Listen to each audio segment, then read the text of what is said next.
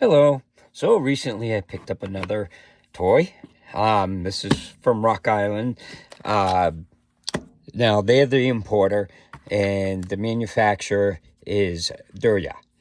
Now I checked to see about pronunciations on some of these because I had the other Derya and I wasn't sure if I was pronouncing it right. So Derya is how it's pronounced, and it means sea. Like the seven seas and stuff. So that's where the name comes from, and that's how you pronounce it.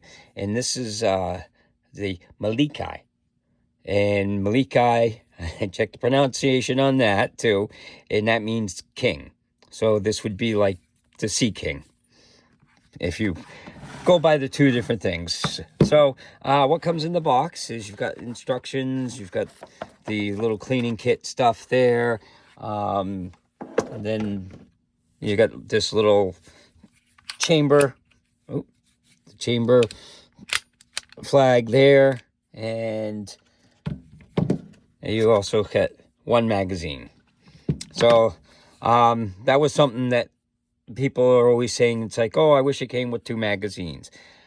Well, they kind of went with the game systems where you get like one joystick, well, to save cost. And this is what they do. They come with one 17-round magazine. So the initial cost is a lot less. This one was $400, for the cost of the gun and stuff. And then you can buy, added magazines. Now this takes standard Beretta mags. So, and a Beretta mag costs $30. So, I get it. People are like, well, I really want two mags. Well, this is not an unusual mag. It takes standard Beretta mags. So they're pretty common and they're not expensive. $30 is not that bad. So for $430, you'd get two mags. So that would be what you normally get with a Beretta, is usually two mags. So people can complain about it, but it's not that big a deal. It's not like these are special mags that you only get from the manufacturer and you can never find them because they're always out of stock or something. They're Beretta mags. So you can buy Beretta mags. You can get a Metcar, and I think makes them, and so does Pro Mag or whatever. Yeah, there's a bunch of aftermarket manufacturers of them, so you can get magazines for it without having to get special ones. So it's basically a Beretta 92 knockoff, and if you look at it, it looks just like a Beretta 92, or that's the M9. Same thing, basically. Looks just like it, functions just like it. The parts are supposed to be interchangeable and everything. The mags are definitely. So it's basically a Beretta. So if you don't want to spend the money, like a M9 now is $600, $700, $800, you can get it for $400. So let's get the basics. So the overall weight is 32 ounces. And just out of curiosity, let's see what... Yeah, so it's the same weight and everything as a regular Beretta. So let's see what the trigger pull is. We'll do, so you can see it's clear.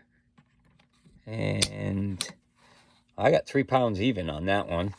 So, and then if we do double action, which is always harder to do on these things, 11 pounds 4 ounces, or 4.8 ounces, which is better than the Beretta M9, because this tops out at 12 and the Beretta M9 maxes this out. So the Beretta's is over 12 pounds for a trigger pull. So that's a plus. That's the one downside I don't like on the Beretta one, is the trigger is so heavy, double action. So, but everything else is pretty much the same. It's got this same kinds of texturing and stuff, and serrations, and there's the label, the Derya. This texturing is, it looks a little different, but it feels about the same. So you get a little bit of you know, up front here, and then some on the side there like that. So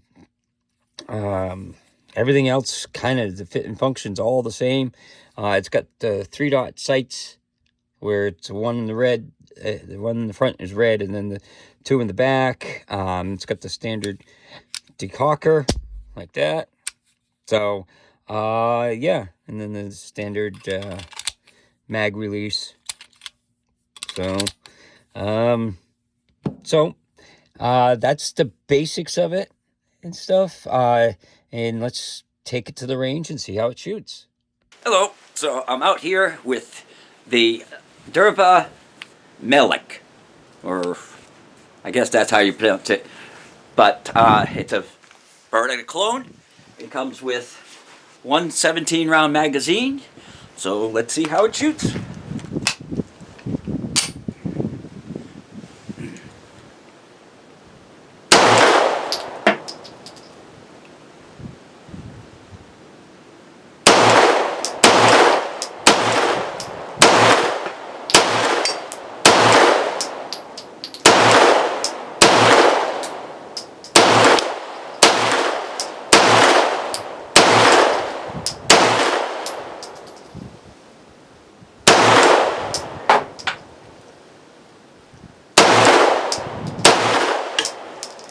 Well, no problems with that. It's like 20 degrees out, so I'm not used to shooting with the gloves. So, these are Beretta mags, so we're going to try that.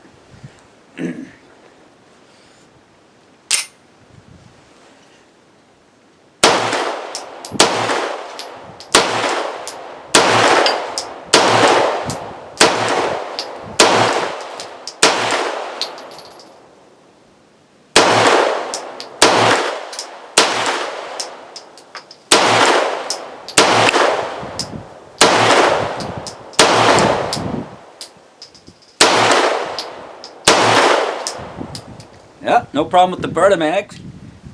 So, I got one more mag. This will make a full box that I shot through it. So,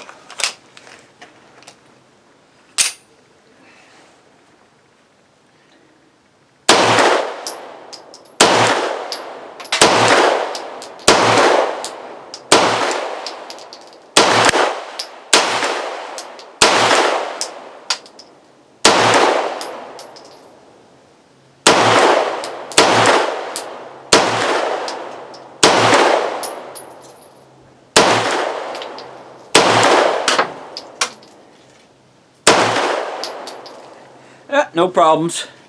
It was moving a little bit in my hand because of the gloves. So, but it's like 25 degrees out, so it's cold. But again, this is the Derya Melik.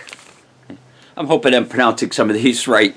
It's a Turkish-made gun, and it's a Beretta clone, and takes all the Beretta stuff. So out at the range, it did good. And before someone makes a comment about me mispronouncing it out at the range, yes, I filmed the shooting part before I did the tabletop. So I did not know that it was pronounced Malikai. I thought it was, I tried to do an American pronunciation, and Melik. So it's Malikai. So if you Google it, you'll find that out. So sorry, but I did the shooting before I did the tabletop stuff. So how did it do at the range? Well, this was on camera that you saw, and then I tried to do a slower fire, and now it was freezing cold out, just to let you know. So I was shooting, you know, like this is one box, and then I shot another box. So I was shooting a little bit low to, you know, and here to the left. And it was like 25 degrees out, and I was freezing, and I don't feel good. So I'll give you a million other excuses if you want. But I was a little bit off on it, and it could be the sights might be a different hold. Usually when I hold the sight, I cut the target in half. It may have that, someone said, military hold where you cover the target. That may be what it is. But what I want to do is I want to take it back out to the range with the Beretta, and I want to compare accuracy on it, and I want to do it off of like a rest, so that way it's not based off of me, it's based off of the gun's accuracy. So I will probably do that. Right now it's been kind of cold out, you know, this is New England weather, it's freezing cold, so that's why in the video you saw me with the gloves on, is because, you know, my hands are freezing.